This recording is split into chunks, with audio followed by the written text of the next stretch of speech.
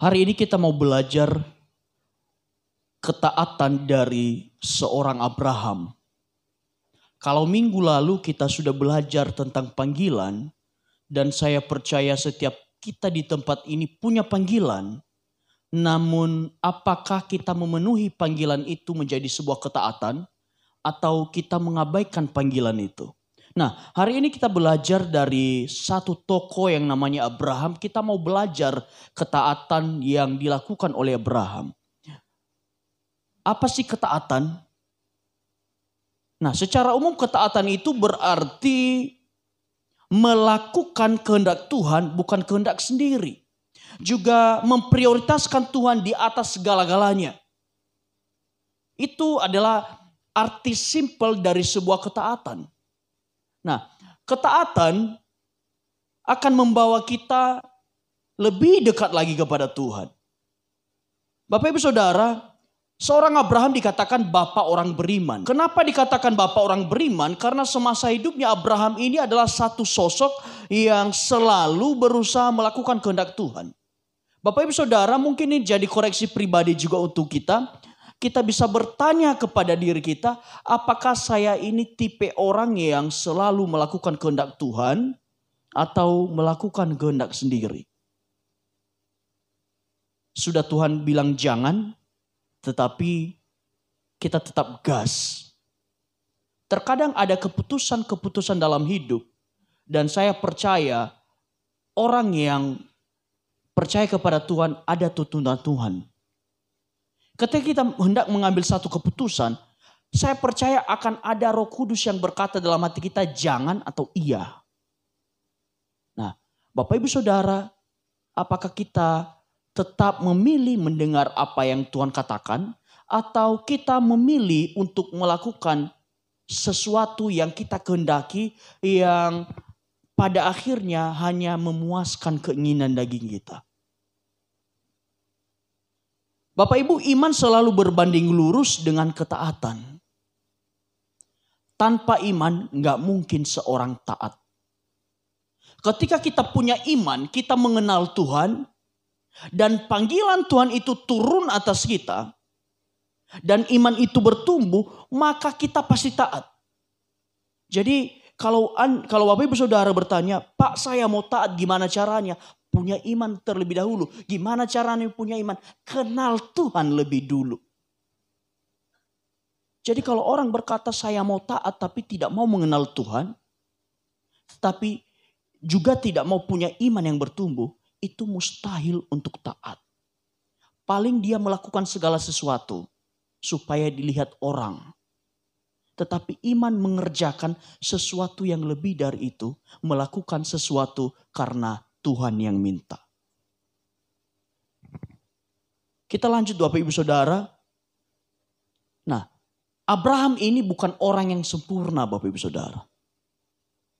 Bapak Ibu dan saya juga bukan orang yang sempurna. Orang yang selalu menang menghadapi tantangan hidup. Bukan orang yang gak pernah mengalami jatuh dalam hidup. Saya dan Bapak Ibu Saudara pasti mengalami yang namanya apa? Pasang surut kehidupan. Tetapi orang yang bangkit menjadi pemenang itu apa? 7 kali dia jatuh, 8 kali dia bangkit. Orang yang ketika dia jatuh, dia tidak menyerah tetapi dia selalu minta pertolongan Tuhan. Sehingga ketika dia jatuh, dia mampu bangkit kembali. Orang yang dekat dengan Tuhan bukan berarti jauh dari kegagalan. Tetapi justru orang yang dekat dengan Tuhan juga akan mengalami kegagalan. Tetapi perbedaannya adalah orang yang di dalam Tuhan meskipun mengalami kegagalan, dia akan bangkit lagi untuk menjadi orang yang lebih dari pemenang. Bapak Ibu Saudara, ikut Tuhan bukan jaminan bahwa Anda dan saya tidak akan mengalami masalah.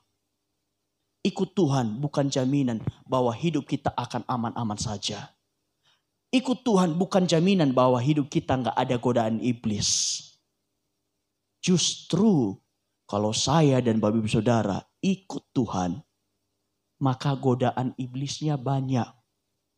Karena iblis itu gak usah cari orang yang sudah hidupnya bobrok. itu pasti udah di barisan dia. Tapi dia berusaha nyari apa? Orang-orang di dalam gereja. Orang-orang yang ikut Tuhan. Dikatakan apa? Iblis itu seperti singa yang mengaum-ngaum. Yang mencari siapa yang dapat ditelannya. Bapak Ibu Saudara, ketika Anda memilih ikut Tuhan, maka Anda memilih untuk menjadi lawan iblis. Dan dia selalu berkeliling, cari waktu, cari kesempatan kapan Anda akan jatuh. Tetapi ketika Anda menjadi temannya iblis, berarti Anda sedang menjadi seterunya Tuhan. Bapak Ibu Saudara, ikut Tuhan itu tidak pernah berarti tidak pernah gagal. Saya yakin Bapak Ibu Saudara pasti akan mengalami kegagalan dalam banyak hal. Tetapi bedanya adalah ketika Anda ikut Tuhan, Anda bisa bangkit lagi karena Tuhan beri kekuatan. Nah, Bapak Ibu Saudara, apa sih kegagalan yang dialami Abraham? Satu, kesalahan yang dialami Abraham.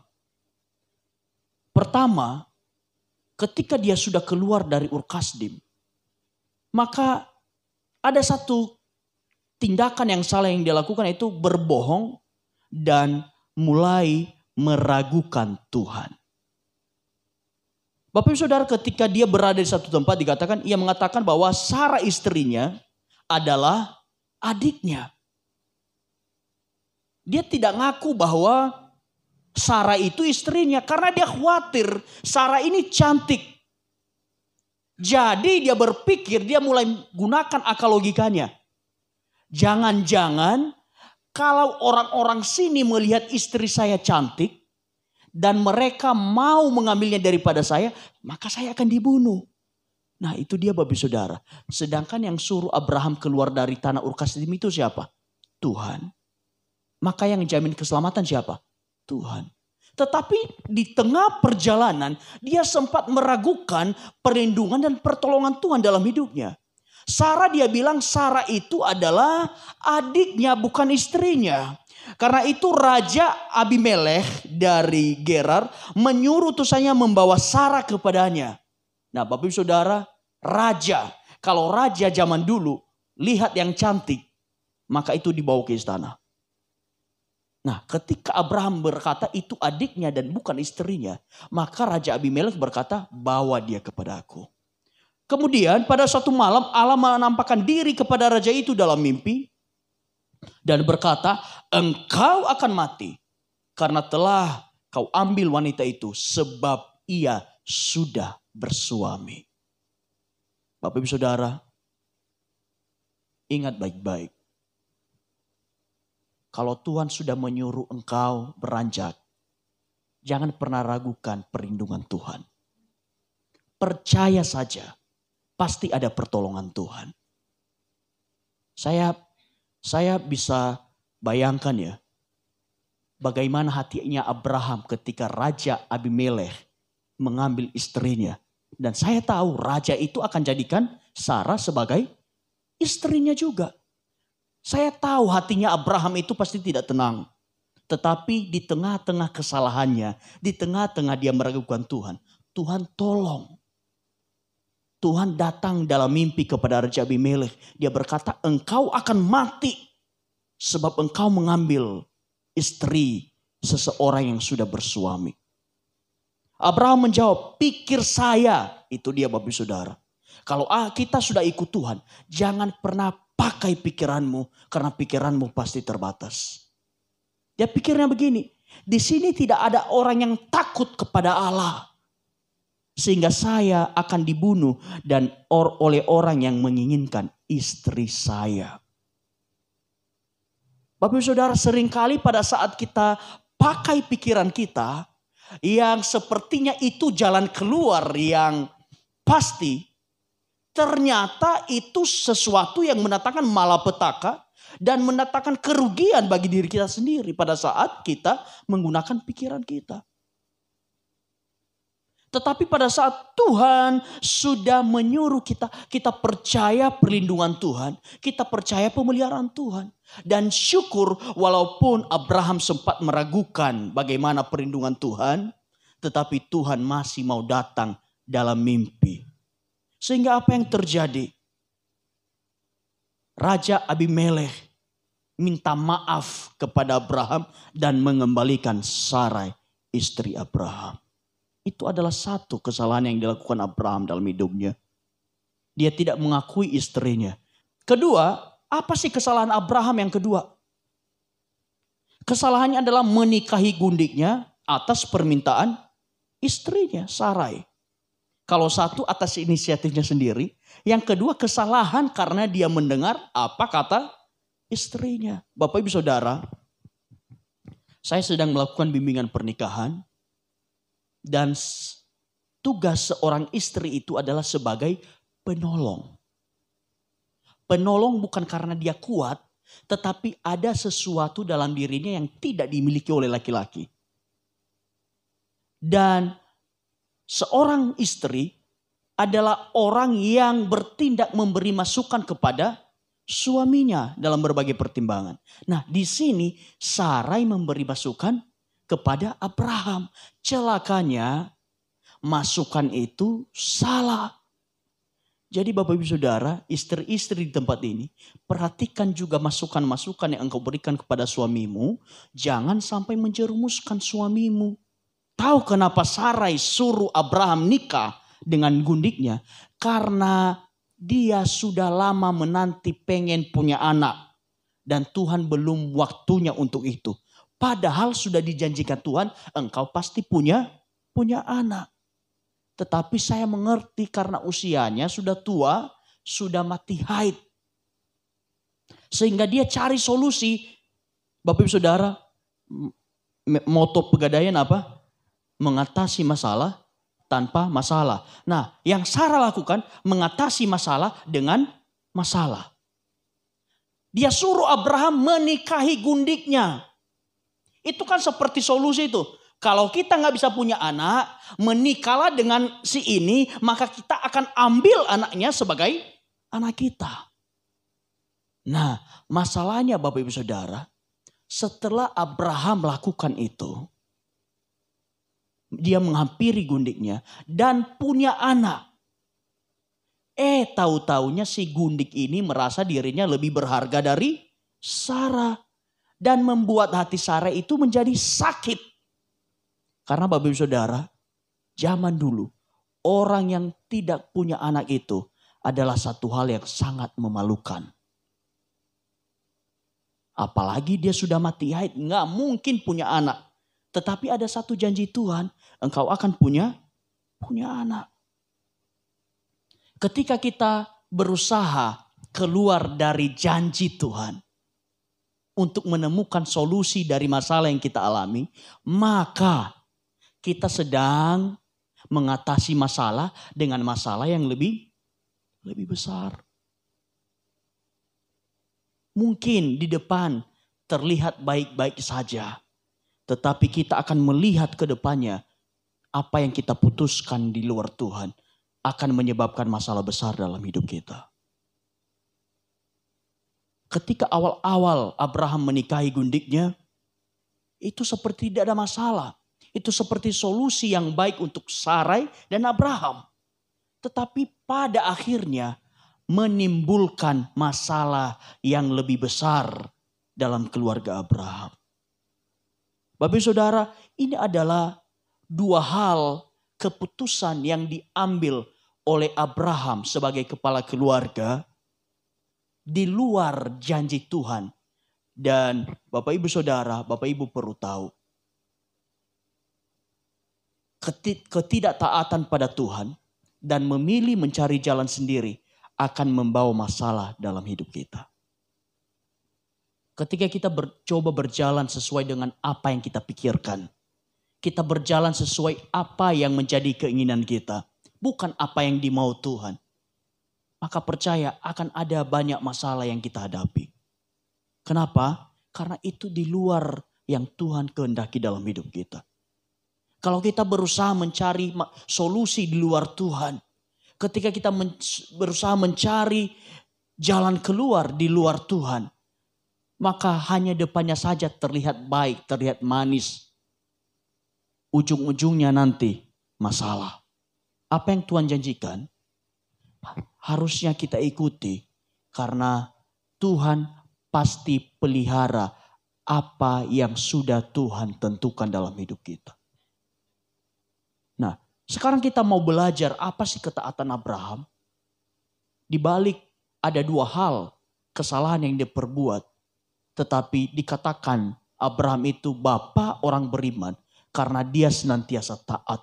Nah, pertama, Bapak Ibu Saudara, apa sih ketaatannya? Pertama, dia mengikuti tuntunan Tuhan. Kejadian 12 ayat 1, 2 sampai 4. Berfirmanlah Tuhan kepada Abraham, pergilah dari negerimu dan dari sanak saudaramu dan dari rumah bapamu ini ke negeri yang akan kutunjukkan kepadamu. Aku akan membuat engkau menjadi bangsa yang besar, memberkati engkau serta membuat namamu masyhur, dan engkau akan menjadi berkat. Lalu pergilah Abraham seperti yang difirmankan Allah kepadanya. Bapak Ibu Saudara, Abraham ini bukan orang kaleng-kaleng, bukan orang pengangguran, bukan orang gak punya usaha, bukan orang yang hanya orang biasa. Tetapi di daerahnya di Ur Kasdim dia merupakan seorang yang kaya. Seorang yang punya segala-galanya. Dengan segala sesuatu yang dia punya, hidupnya sudah nyaman. Tetapi Tuhan katakan, pergilah, tinggalkan rumah sanak saudaramu dan rumah bapamu. Aku akan menjadikan engkau berkat, menjadikan engkau masyhur. Di akhir ayat ini dikatakan Bapak Ibu Saudara,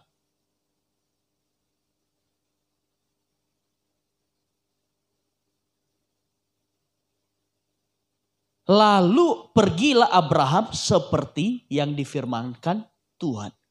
Jadi ketika satu perintah datang kepada Abraham, di sini dikatakan pergi ke negeri yang akan kutunjukkan.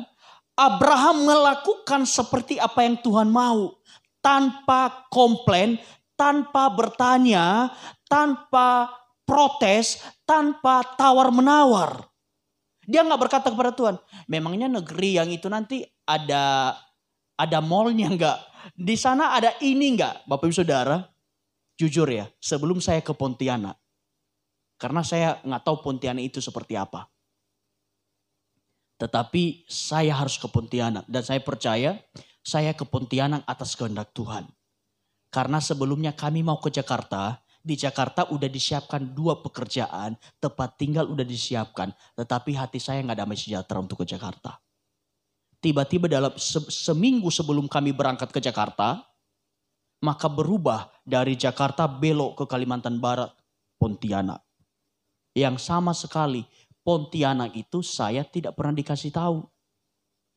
Dan mulailah terdengar isu di Pontianak begini loh, begini loh, begini loh. Nah, mulai saya ambil HP saya. Mall di Pontianak. Karena standar bagi saya, daerah itu maju ada mallnya. Jadi tanpa basa-basi saya ketik mall di Pontianak. Dan keluar Ayani Mega Mall, Transmart belum ada, baru satu-satunya. Ayani Mega Mall, saya lihat, cukup besar juga ya.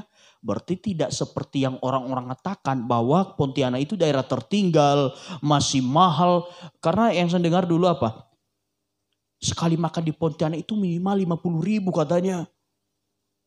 Dan banyak ditakut-takuti dengan berbagai berbagai pandangan. Tapi akhirnya saya kasih mall di Pontianak dan dapatlah Ayani Mega Mall. Saya lihat besar dan saya putuskan, oke, kita berangkat di Pontianak. Yang jadi patokan saya ada mallnya. Karena saya tahu kalau ada mall pasti sudah maju. Nah kalau itu Bapak Ibu Saudara, saya masih tawar menawar. Kalau nggak ada mall saya nggak jadi berangkat ke Pontianak. Mungkin saya tetap pertahankan untuk di Jakarta. Walaupun saat itu hati saya nggak damai sejahtera. Nah ini Abraham. Dikatakan Tuhan pergi dari situ.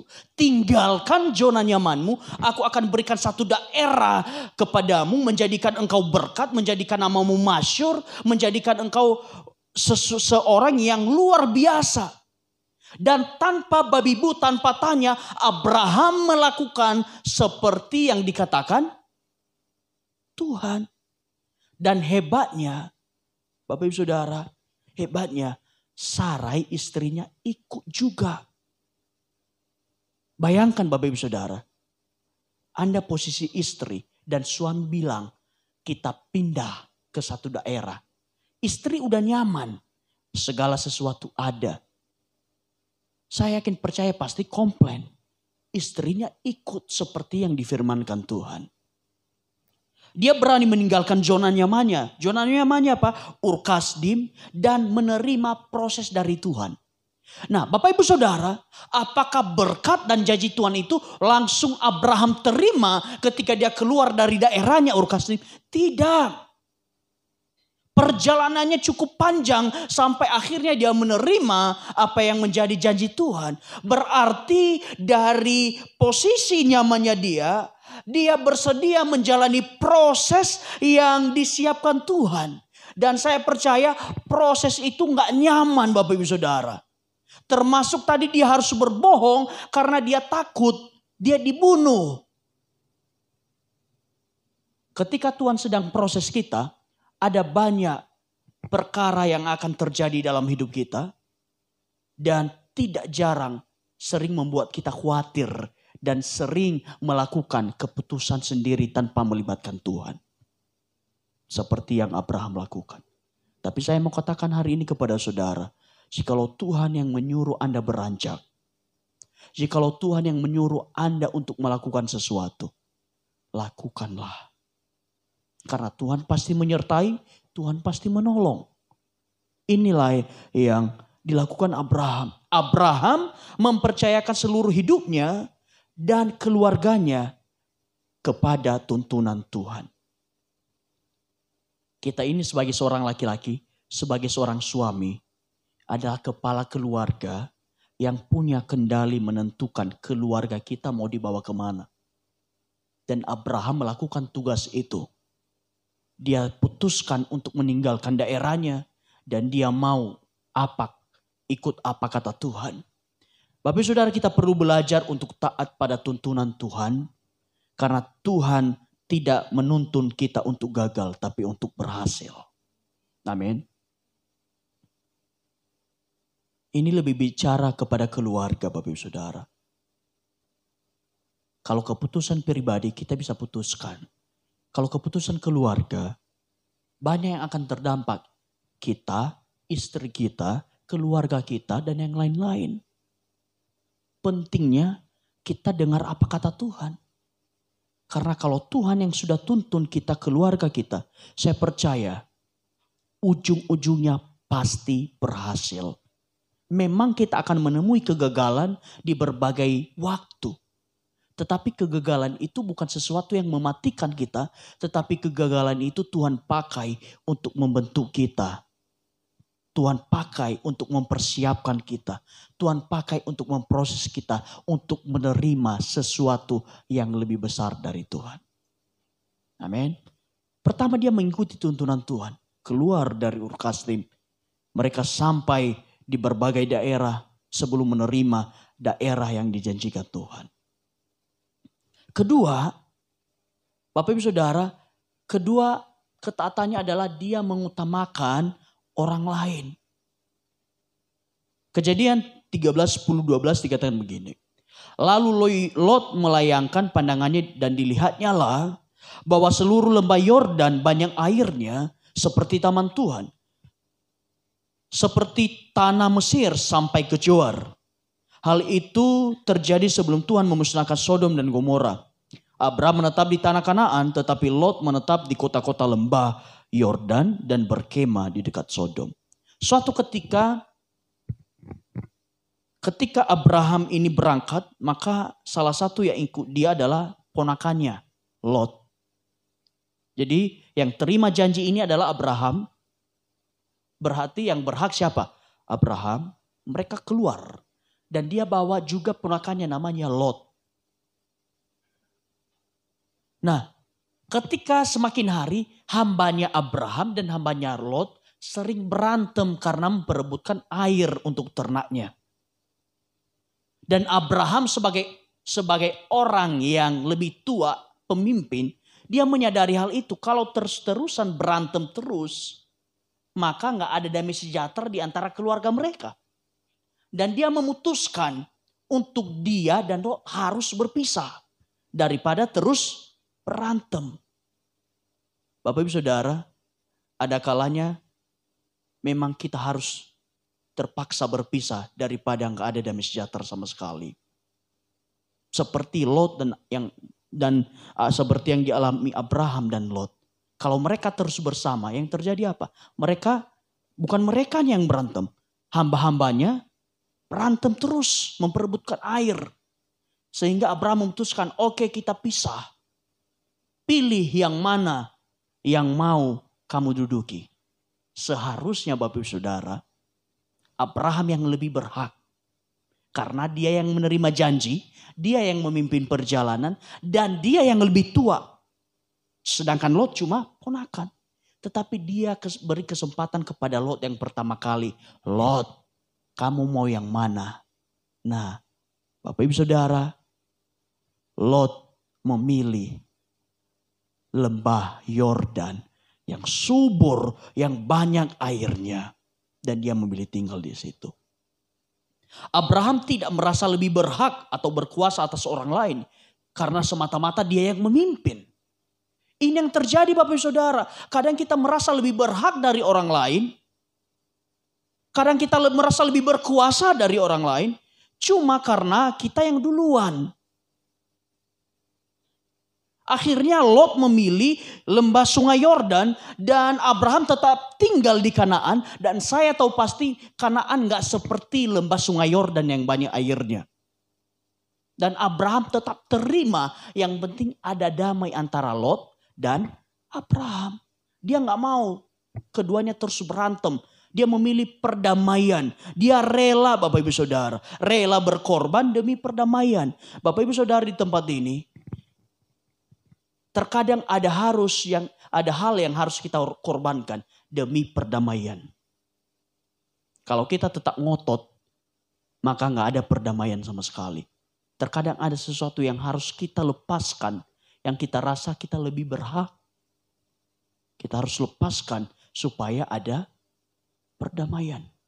Nah, Bapak Ibu Saudara, satu hal yang saya percaya dalam ayat ini, bahwa Abraham percaya sanggup mengubah tanah tandus menjadi tanah yang subur.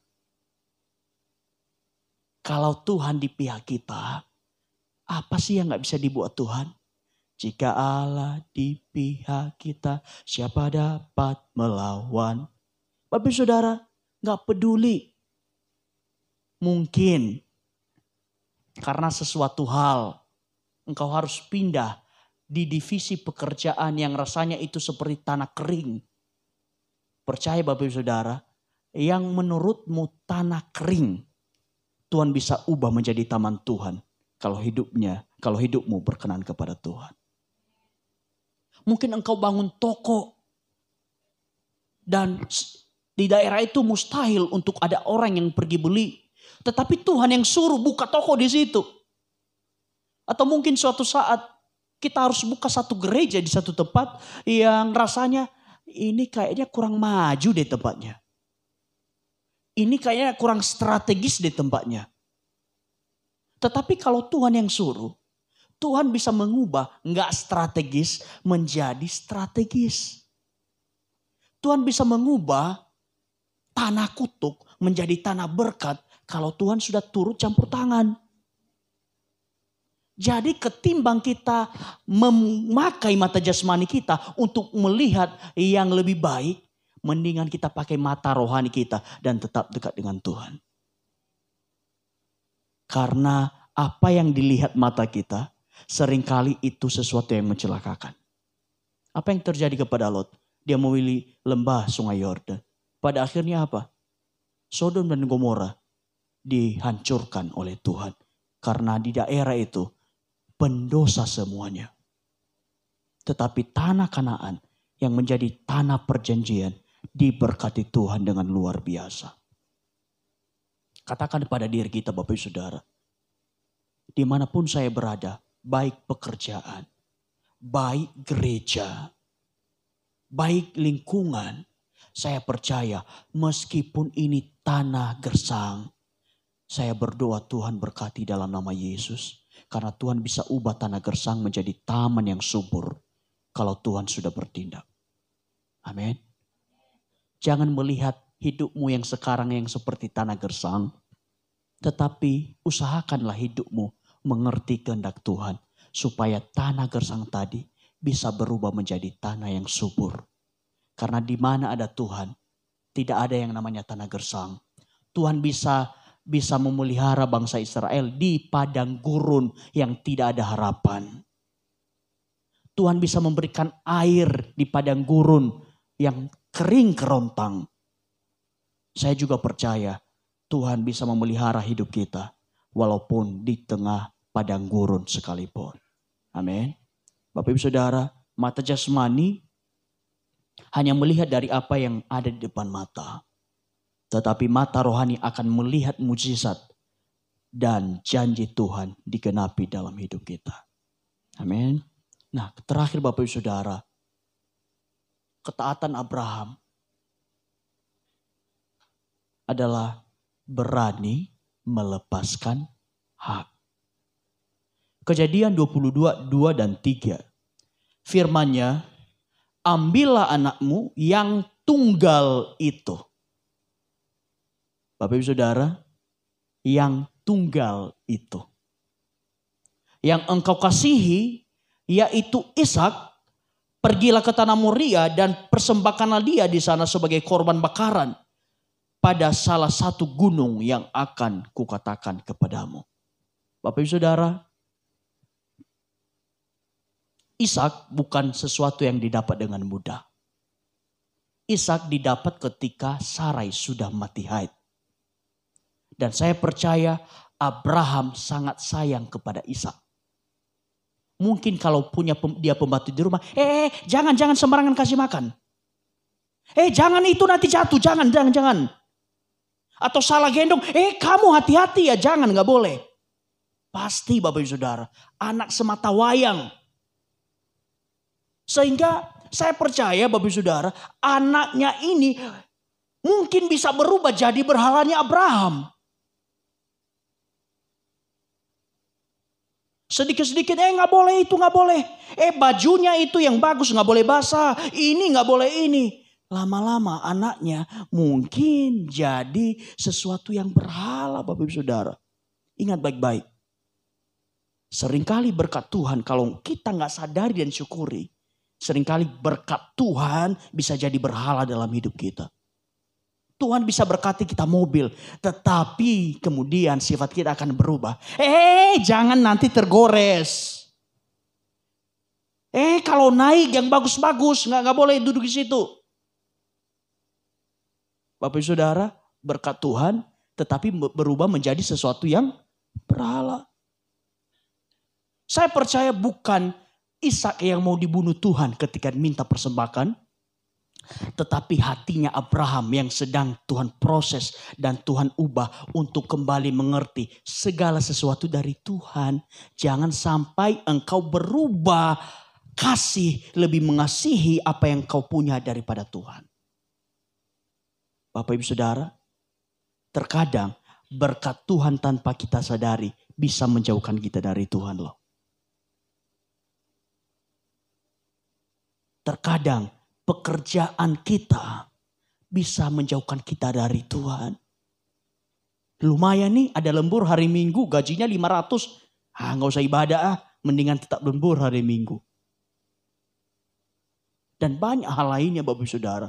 Seringkali hal ini membuat kita malah jauh dari Tuhan. Tuhan meminta kepada Abraham, serahkanlah anakmu menjadi persembahan yang dikorbankan bagi Tuhan. Di gunung yang ditetapkan Tuhan. Bapak Saudara, mungkin saya bisa bayangkan ketika perintah ini datang kepada Abraham. Mungkin jantungnya seperti dihunus oleh tombak. Sesuatu yang begitu dia sayangi, gak boleh tergores, gak boleh jatuh. Tiba-tiba disuruh harus korbankan untuk Tuhan. Tetapi ini yang saya suka dari Abraham. Di ayat ketiga dikatakan, keesokan harinya, malamnya Tuhan berbicara. Keesokan harinya, pagi-pagi bangunlah Abraham. Saya percaya satu malam Abraham gak bisa tidurnya. Memikirkan apa yang diminta Tuhan. Ia memasang pelana keledainya dan memanggil 2 orang bujangnya beserta Ishak anaknya. Ia membelah juga kayu korban bakar, lalu berangkatlah ia ke tempat yang dikatakan Allah. Bapak Ibu Saudara, mereka berangkat bawa kayu bakar, tetapi yang gak ada apa? Korban. Sempat Ishak bertanya, "Pi, korbannya mana?" Karena harus lengkap maunya. Ada korban domba kah? Atau apapun itu yang harus dikorbankan kepada Tuhan. Dan saya percaya makin hancur lagi hati Abraham ketika Ishak tanya, mana korbannya? Tetapi Abraham menyimpan perkara itu dalam hatinya. Dan kemudian Ishak diletakkan di atas mezbah. Dia siap menghunus pedang untuk mempersembahkan Ishak. Dan ada suara dari sorga. Jangan engkau apa-apakan anak itu, karena Allah sudah menyediakan korban yang lain. Bapak Ibu Saudara, saya mau katakan kepada Bapak Ibu. Ketika kita rela memberikan apapun yang diminta Tuhan. Saya tuh selalu percaya Tuhan gak sekejam itu. Yang penting kita yakin percaya Tuhan selalu menyediakan apa yang kita perlukan. Yang penting kita jalan dulu, kita melangkah dulu apa yang diminta Tuhan. Selebihnya Tuhan yang sediakan. Dan Abraham teruji. Anaknya yang mungkin gak boleh tergores sekalipun, ketika Tuhan minta dikasih sama Abraham. Mungkin kalau Tuhan masih kasih tawaran, Abraham kasih Ishak atau semua hartamu. Saya percaya Abraham milih untuk mengorbankan semua hartanya. Karena baginya harta yang berharga adalah anaknya Ishak. Tetapi ketika Tuhan meminta sesuatu yang sangat dicintainya. Dia gak ada tawar-menawar dengan Tuhan. Dia tidak bilang, Tuhan, tuh kan ada Ismail Tuhan, boleh gak ganti setengah harga. Tapi Tuhan bilang apa? Anak yang dikasihi. Digaris bawahi, anak yang kamu kasihi. Kalau cuma anak saja, saya percaya Abraham bisa pilih Ismail. Ismail gak apa-apa, kan anak-anaknya apa? Gundik. Tapi Tuhan garis bawahi, anak yang kamu kasihi. Bapak Ibu Saudara, jangan sampai berkat Tuhan justru menjadi berhala atas hidup kita. Dan kita lebih mencintai apa pemberian Tuhan daripada Tuhan sendiri. Ishak pemberian Tuhan. Ishak adalah anugerah Tuhan. Tetapi ada satu titik Tuhan menguji Abraham. Apakah lebih sayang kepada pemberian atau kepada Tuhan? Hari ini mungkin kita diingatkan juga. Apakah kita lebih sayang kepada pemberian Tuhan dibanding Tuhan? Bapak Ibu Saudara, apa yang Tuhan minta jangan pernah tolak. Karena kalau Tuhan sudah minta, pasti Dia menyediakan sesuatu yang lain. Yang penting apa? Kita berani melangkah. Ketika Tuhan sudah panggil, maka lakukan dengan satu ketaatan. Nah, Bapak Ibu Saudara, katakan kiri kananmu, berani melangkah. Jangan hanya ada di situ-situ saja. Kalau sudah Tuhan minta kita misalnya jadi pelayan, jadi WL. Gak usah pikir siapa kita. Tapi pikir siapa yang pilih kita. Musa ketika dipilih untuk memimpin bangsa Israel. Juga dia melihat siapa dirinya. Sehingga dia ciut nyalinya. Saya gak pandai bicara, dia bilang. Tetapi karena Tuhan yang pilih. Tuhan yang perlengkapi. Bapak Ibu Saudara, terakhir,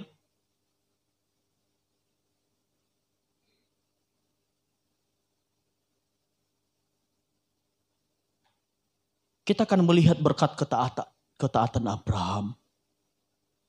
Pastinya dia menerima apa yang dijanjikan Tuhan.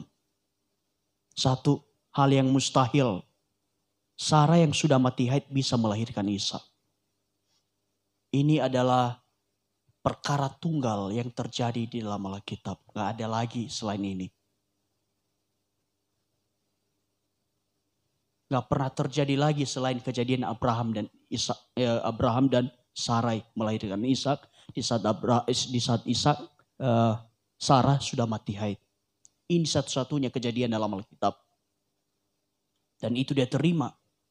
Walaupun seolah-olah gak mungkin, mustahil. Tapi dia terima. Kemudian Bapak Ibu Saudara, ketika dia berani melangkah mengorbankan Ishak, Tuhan menyediakan korban pengganti sebagai korban yang dipersembahkan untuk Tuhan. Dan ketiga, Abraham diberkati Tuhan untuk menjadi berkat bagi semua kaum. Komplit apa yang dijanjikan Tuhan itu digenapi ketika Abraham benar-benar melakukan apa yang Tuhan mau. Bapak Saudara, seringkali kita hanya klaim-klaim janji Tuhan. Tuhan, Engkau berjanji menggenapi ini dan itu. Tetapi bagian kita tidak kita lakukan. Lakukan bagian kita dan Tuhan juga akan lakukan bagian Tuhan. Kejadian 1, 2, 3 dikatakan, Aku memberkati orang-orang yang memberkati engkau dan mengutuk orang yang mengutuk engkau. Dan olehmu semua kaum di muka bumi akan mendapat berkat. Bapak Saudara, saya percaya kalau kita mengenal Tuhan, maka kita akan bisa mendengar panggilan Tuhan. Dan kalau kita mau taat dan akhirnya kita taat menerima panggilan Tuhan, pasti kita dipanggil oleh Tuhan untuk menerima sesuatu yang luar biasa. Meskipun dalam proses itu gak enak, prosesnya gak mudah. Tetapi percaya apa yang Tuhan adakan dalam hidup kita pasti yang terbaik.